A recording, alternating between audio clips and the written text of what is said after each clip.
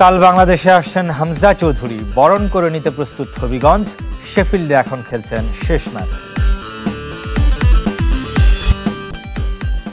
টি-20-র অধিনায়ক হিসেবে যোগ্য লিটন দাস।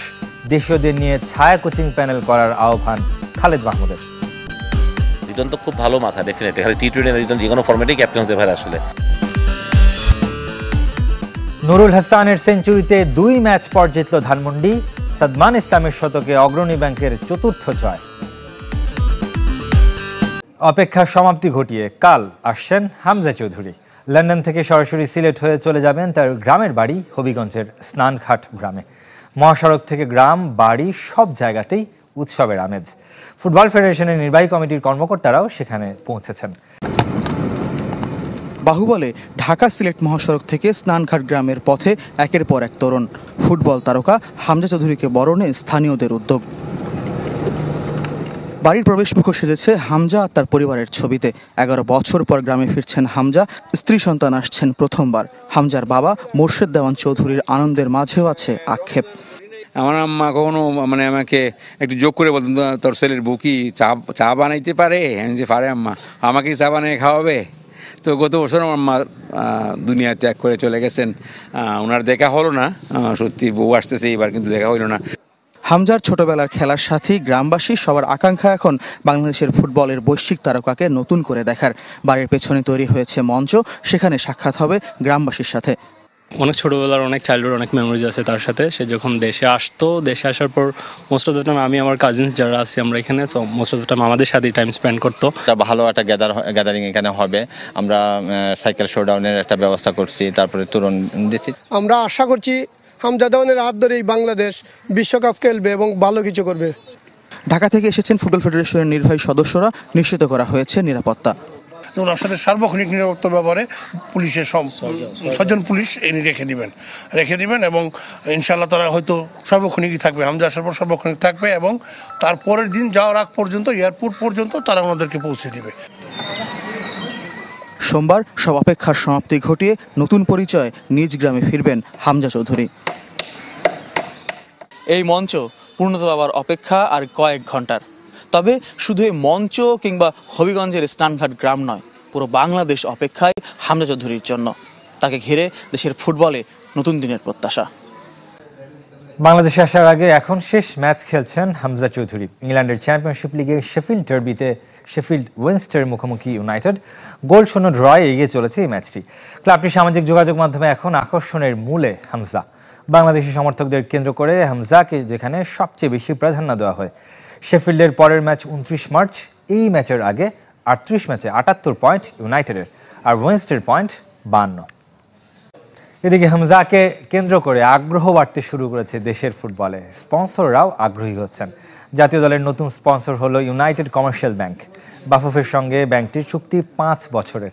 দেশের ফুটবলের অগ্রযাত্রার সঙ্গী হতে এবং জাতীয় দলকে সাফল্যের ধারায় ফিরিয়ে আনতে ইউসিবি যুক্ত হয়েছে হামজা জামালদের সাথে। বাফুফের পক্ষে সভাপতি তাবিত আওয়াল এবং ইউসিবির ব্যবস্থাপনা পরিচালক এবং প্রধান নির্বাহী মোহাম্মদ মামদুদুর রশিদ চুক্তি স্বাক্ষর করেন। চুক্তি স্বাক্ষরের অনুষ্ঠানে উপস্থিত ছিলেন ব্যাংকটির চেয়ারম্যান শরীফ জহির এবং ফেডারেশন কর্মকর্তারা। জাতীয় দলের অধিনায়ক হওয়ার সব যোগ্যতা আছে লিটন দাসের। মুশফিক মাহমুদুল্লাহর বিদায়, মিডল অর্ডারেও লিটনের প্রয়োজনীয়তা দেখছেন খালেদ মাহমুদ সুজন। 2027 বিশ্বকাপের পরিকল্পনায় শুধু ক্রিকেটারদের না রেখে হেড কোচের অধীনে শ্যাডো কোচিং প্যানেলের পরামর্শ সুজনের। তাকে বিসিবি যোগ্য মনে করেন কিনা এমন প্রশ্ন তুললেন গুলশান ক্রিকেট ক্লাবেরই। প্রিমিয়ার লিগে অন্যরকম অভিজ্ঞতা হচ্ছে লিটন দাসের। নবাগত গুলশান ক্রিকেট ক্লাবে তার সতীর্থদের বেশিরভাগই জুনিয়র। আজিজুল হাকিম তামিম অধিনায়ক হলেও দলটার মাঠের নেতা লিটন দাস। হেড কোচ খালেদ মাহমুদ শোনালেন সে গল্প। লিটন মাঠটা হ্যান্ডেল করতে পারছে, তামিমকে দিয়ে সাথে সাপোর্ট, এটাও তামিমের জন্য একটা বড় প্লাস পয়েন্ট। ও লিটন কীভাবে চিন্তা করছে, কীভাবে প্ল্যানিং করছে বা বলিং হ্যান্ডেলিং, এটাও তামিম শিখছে আমার মনে হয়। সুতরাং অবশ্যই ওর লিটনের ড্রেসিং রুমে থাকা একটা বাড়তি অনুপ্রেরণা তো অবশ্যই পুরো দলের জন্য। হয়তো লিটন ড্রেসিং রুমে না থাকলে কোনো সময় কথাও বলতে পারতো না বা ওরকমভাবে হতো না, বাট এখন থাকাতে যাতে যখন লিটন ড্রেসিং রুমে থাকছে আমার মনে অনেক কিছু শেয়ার হচ্ছে ওদের সাথে। জাতীয় দলের টি-20 অধিনায়ক হবার আলোচনায় এগিয়ে লিটন।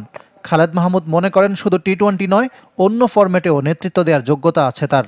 মুশফিক মাহমুদুল্লাহর বিদায়ে সাদা বলের ব্যাটিং অর্ডারে দেখছেন পরিবর্তন। লিটন তো খুব ভালো মাথা ডেফিনেটলি, খালি টি-20 লিটন যে কোনো ফর্মেটেই ক্যাপ্টেন হতে পারে আসলে। মুশি আর রিয়াদের জায়গায় আসলে আমরা এক্সপিরিয়েন্স পাবো কিনা, ডেফিনেটলি আপনি পাবেন না, বাট আপনি একবার পেতেও পারেন। আপনি এখন যদি চিন্তা করেন, মানে আমার ইটস টোটালি মাই ওপিনিয়ন, আমি কারোর সাথে কথা বলছি না, যেমন আমি মনে করি যে লিটন দাস কুড বি মানে আমাদের এক্সপিরিয়েন্স প্লেয়ার, ওকে আমরা এখন মিডল অর্ডারে খেলার কথা চিন্তা করবো কিনা, that's very very important. Number 4 position is very important. কেন্দ্রীয় চুক্তি নিয়ে ক্রিকেটারদের মাঝে চাপা ক্ষোভ আছে, বিশেষ করে শামীম পাটোয়ারি ও পারভেজ ইমনদের মতো তরুণদের না রাখায় প্রশ্ন উঠেছে। রুকি ক্যাটাগরি করে বেশ কয়েকজনকে উৎসাহিত করা যেত বলে মনে করেন সুজন। 2027 বিশ্বকাপ সামনে রেখে জাতীয় দলের হেড কোচের তত্ত্বাবধানে শ্যাডো কোচিং প্যানেল করার তাগিদ। হেড কোচ যিনি হবে বাংলাদেশ ক্রিকেটের, তার আন্ডারে মনে হয় আরেকটা শ্যাডো কোচিং টিম লাগবে, যারা ট্যুরে যাবে চলে যাবে, যারা মেইন কোচিং প্যানেল বাংলাদেশ ক্রিকেটের থাকবে, বাট একটা শ্যাডো কোচিং গ্রুপটা খুব ইম্পর্টেন্ট আমি মনে করি, যে যারা খুব ক্লোজলি ফিল সিমন্সের সাথে বা যে হেড কোচ থাকবে তার সাথে কাজ করবে, বা যে স্পিন বোলিং কোচ বা যে ব্যাটিং কোচ টিমের তার সাথে যারা কাজ করে। কারণ আপনি যখনই চলে যাবেন তখন এই ছেলেগুলোকে নার্সিং করাটা খুব ইম্পর্টেন্ট, কারণ আপনি মনে করতে হবে আপনার একটা 15 জনের একটা স্কোয়াড আছে, আপনি আরও 15 প্লেয়ার রেডি রাখতে হবে। ক্রিকেট বোর্ড পরিচালক থেকে পদত্যাগ করার পর কোচিং পেশায় দেখছেন নিজের ভবিষ্যৎ, তবে ক্রিকেট বোর্ডের প্রতি জমা হয়েছে অভিমান। বিসিবি হয়তো আমাকে সেই যোগ্য মনে করে না এরকম বড় কোচের ব্যাপারে, সেটা শুধু আমি ওইটা দিয়ে ওয়ারিড না।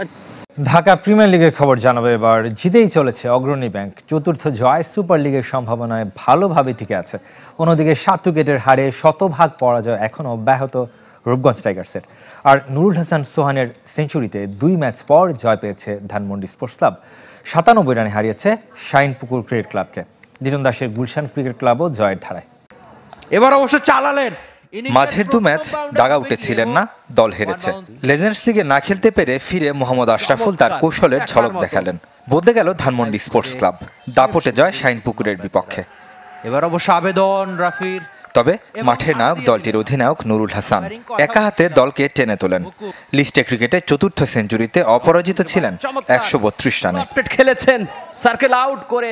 এবারে ঢাকা লিগের 9ম শতক।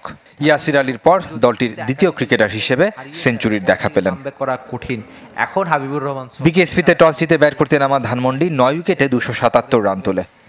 বলছিলাম উইকেট পাননি, জবাবে রাব্বির পেস আর সানজামুলের স্পিনে বিধ্বস্ত শাইনপুকুর অল আউট হয় 180 রানে। রাব্বি 3 ও সানজামুল নিয়েছেন 4 উইকেট। কিন্তু নয়, বলতে না বলতেই।